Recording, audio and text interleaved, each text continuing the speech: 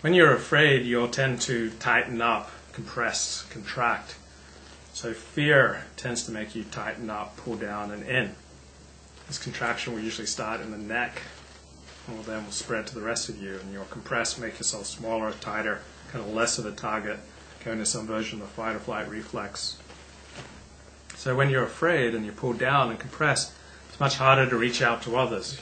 Your touch will be less pleasant, your verbal and emotional expression will be stilted and curtailed, compressed. By contrast, when you love, you free up, you expand. You notice people swelling up when they're in love or when something good happens or they're in a powerful position. Like you swell up, you take your full space in the world, the neck frees up, the head kind of floats up. You take a poised relationship to the world and to yourself and to your spine. Conversely, when you pull down and in on yourself, you can have more access to the emotions of fear, hatred, sadness, compression, depression, contempt. By contrast, when you expand into activity, take your full space in the world, you likely have more access to the emotions of joy, love, tranquility. So every emotion requires a particular alignment of the body. When you use your muscles in a certain way, certain emotions are readily at hand, and others are out of touch.